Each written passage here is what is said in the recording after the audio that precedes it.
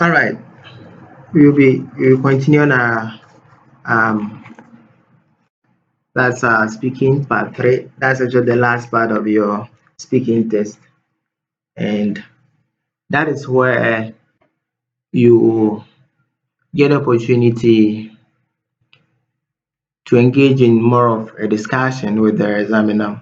Examiner poses questions that requires um, a discussion kind of approach in answering these questions. Okay, so if you have been part of a writing class, you will get to know that if you are writing, okay, you start with your topic sentence, all right.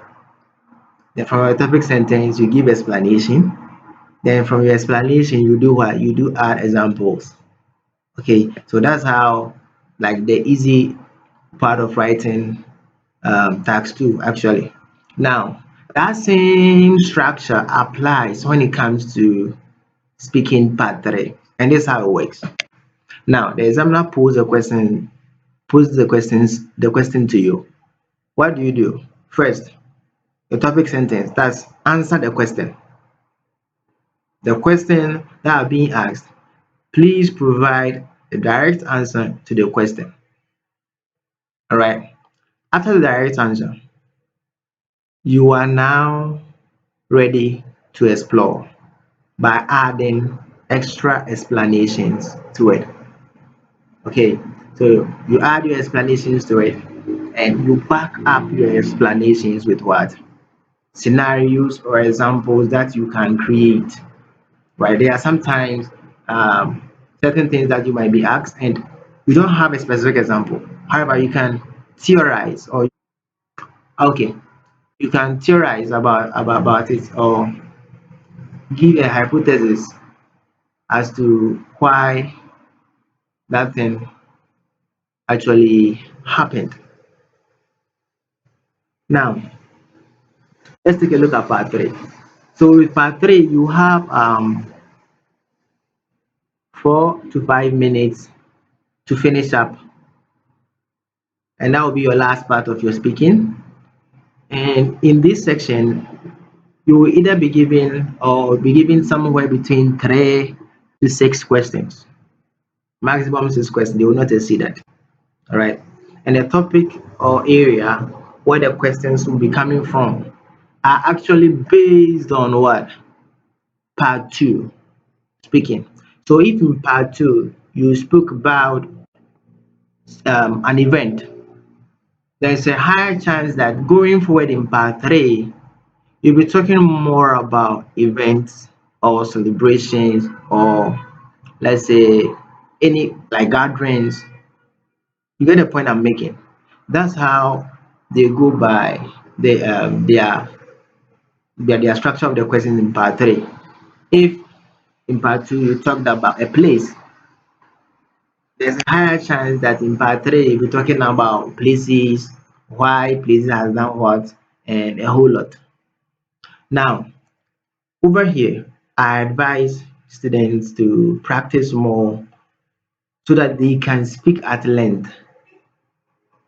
Some people find it challenging speaking at length. They end up they give their answer, give a small explanation to it, just one example, and about 30 seconds they are just done.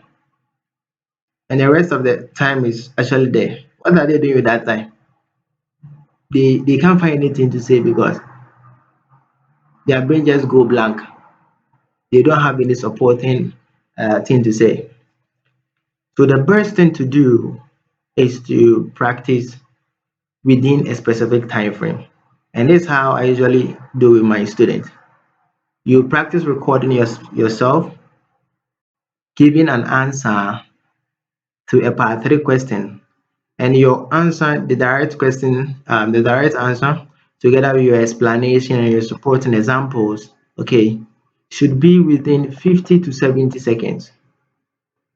All right, should be between 50 to 70 seconds. If you can do this, there's a higher chance that if you are given 4 questions to answer, you might elapse your 4 to 5 minutes by answering only 4 questions, 3 questions. If you are doing 50 seconds per question, it means at most you can be given 5 questions or the maximum 6 questions to what? To talk about. Okay, so if you can hit the maximum of 70 seconds or over, that's a minute and 10 seconds, or even more than that, it means that they can just ask you 3 questions, and lo and behold, if you have given them all that they are looking for, they are check your fluency is on point, your grammar is on point, um, your lexical resources are also good, alongside your pronunciation, then what else are they waiting for? You know that you are good, you can speak the English, you understand it, you can express yourself in there. So they will not stress you, they will not go ahead and ask you extra questions. By 3 questions, you are done. And they will, all you hear is thank you very much. Don't forget your passport or your ID. That's what they will tell you, and you are good to go. You are just done. So practice is the point over here, so that you don't end up speaking for 30 seconds and you'll be thinking, hey, what do I even say next? The time is also, the examiner is waiting for me to say something. I'm not saying anything. Come on. Okay, that thing is quite um, uncomfortable, because you yourself, you will know that at this point in time, I am about to fail, or I am not up to the task as in what the examiner is expecting from me. Okay. All right. So over in part three, this is a sample question of part three. Over here, we have I think 6 questions over here. In part three, okay, in part three, be sure that you'll be doing so many things. There are questions that will be asked that you have to identify something. Now, let's see this first question. See, it says, what days are important in your country? So the question wants you to identify days that are important. Okay, there are some questions that will ask you to classify, others will ask you to compare and analyze. Let's see this question. Why is it important to have national celebrations? So just asking you reasons. Okay, why? So we're giving more why is that, explanations as to why it's important. And over here, you just give your answers based on your own experience and your own reasons why it's important. And you back it up with examples that it's important because it helps us remember those probably who fought for us during independence, or who did something for us back in the past to give us the life that we are living today and all that. So you have to create that kind of reason to give to the examiner. And I think it's a general reason. If you are talking about national celebrations, let's say it's about independence or something, everybody knows that independence is to remember the heroes, right? Who did save us.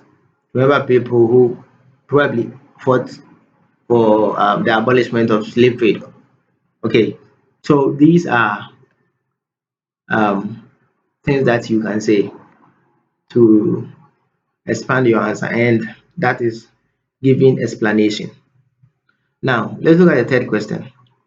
How is the way our national celebrations are celebrated now different from the way they were celebrated in the past? So this is a question that wants you to analyze how it's happening now and compare.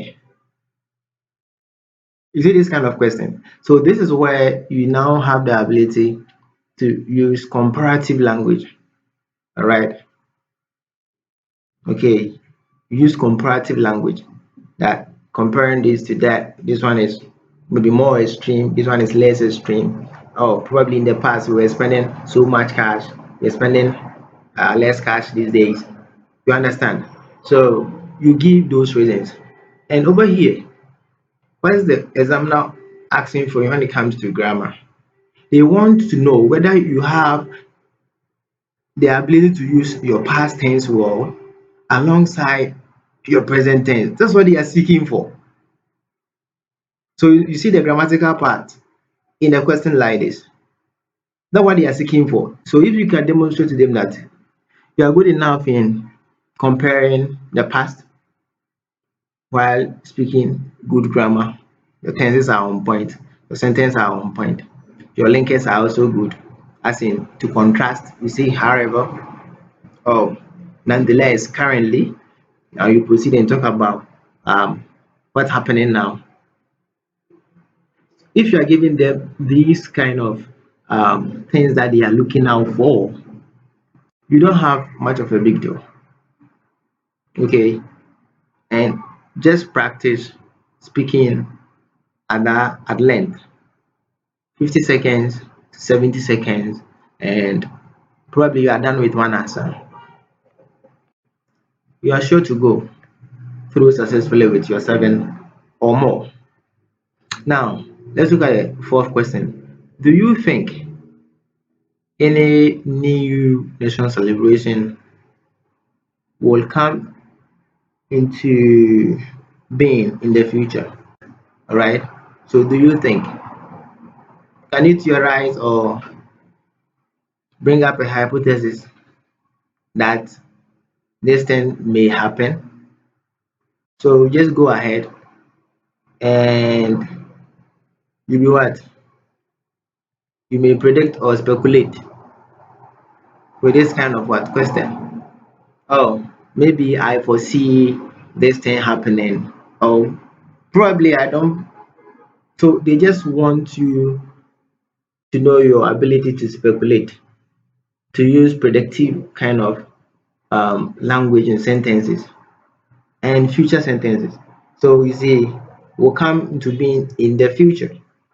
So they want you to use what? Future sentences. All right.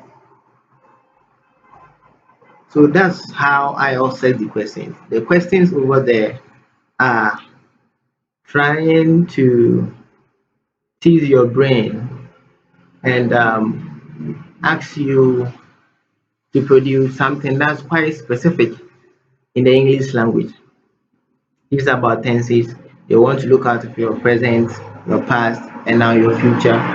They want you to speculate and give reasons, add examples, and create scenarios to it. Let's look at the fifth question over here. Are there any celebration from other countries that you celebrate in your country? Okay, more of comparative language. Comparing two countries, is there anything that's quite identical as in a celebration? So you can talk about it, all right? If you think um, the Chinese who celebrates this Chinese New Year is quite different from what the West does on Christmas, right? Is they are not the same. So you know how to talk about it, and there's an example that you can give. So from your own context, from your own country's perspective, feel free and answer the question and give examples to support it. Okay, so at this point, these questions allow you um, to use complex grammar. Okay, because you are speaking at length, you end up using series or different forms of grammatical range in there, and that will help your grammar score. Okay, so alongside that, you create the opportunity to use idioms, speak clearly, and vary your sentences because the questions that you'll be asked will definitely push you to use those sentences, as in those tenses, as in past, present, future, okay, and the perfect sentence. They will tease your brain to use it.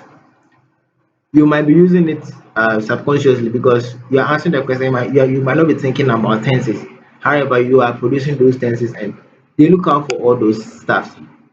The last one that I would like to emphasize is your subject verb agreement.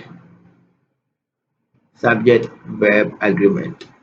Make sure your subject always agrees with that of your verb. All right, so that your grammar score will not reduce. So, ladies and gentlemen, this is how part 3 is, and I encourage you to practice more because practice that makes perfect. If you don't practice, it becomes quite challenging. Some people are out there that they are good. If they don't practice, on Thursday they can do something that will give them the marks that they want. However, to everything, the more you put in, the better you get out. All right, especially when it comes to studying. And if you are studying probably alone and nothing seems to be going down well with you, seek help. That's why we are here, to help you with your exam, because IELTS can open so much doors for you going forward in the future. Now, there are some resources that I would like to share with you. Probably you might have heard of Maka IELTS Speaking. I think it's one resource about speaking that very much essential. Every single student who will be going to take the IELTS speaking should get it. In fact, there are evidence that there are certain questions that are taken just verbatim. I mean, word for word from these kind of um, book that are being produced. Okay, so go get them. Recently, one student of mine went in there to take the exam, and he came back telling me that, oh, the speaking part 2 and part 3, all of those questions that were asked, he has actually met them within the marker. So that wasn't anything new. All he has to do is just do justice to it. All right. Nowadays, we use our phones a lot, and if you want to practice online, this website over here, just go there and sign up. It's a free resource.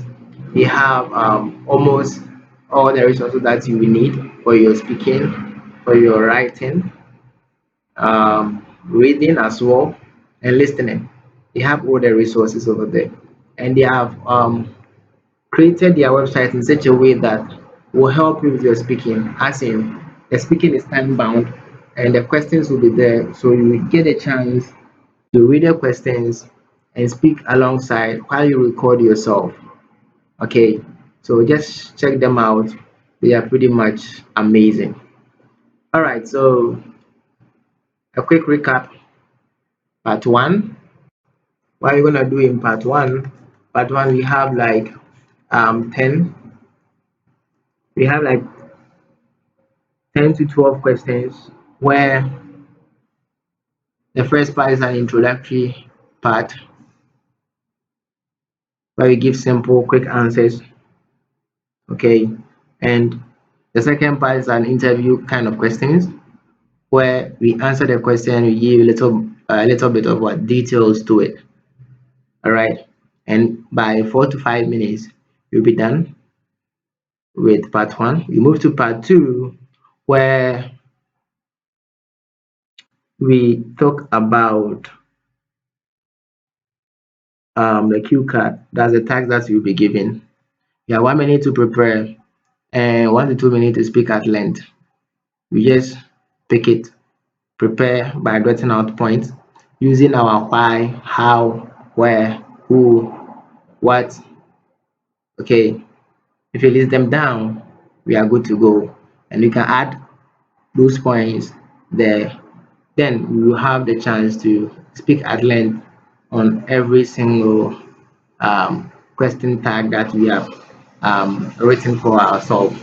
Note that it shouldn't actually be in order. You can decide to just speak at your own pace, at your own will, within any order, so far as you are comfortable with it and you are delivering the English language to the examiner as it's supposed to be.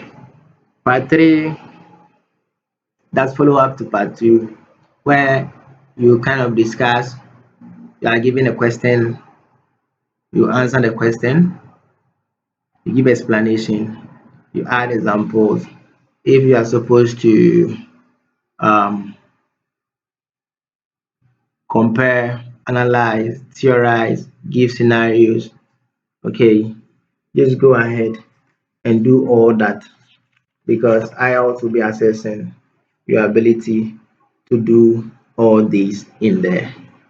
If you are to peruse causes and effect or make predictions, please go ahead and use it. And I can't go without saying that create a chance to use an idiom, right? Create a chance for yourself, because no question will be asked that will be directed towards an idiom. However, you have to create the opportunity for yourself to produce an idiomatic expression within your speech. All right, so thank you very much. And if you need any help, don't hesitate to contact us. We will help you out at IELTS Jump, so that you can jump above the 7 that you have been hoping for. Thank you.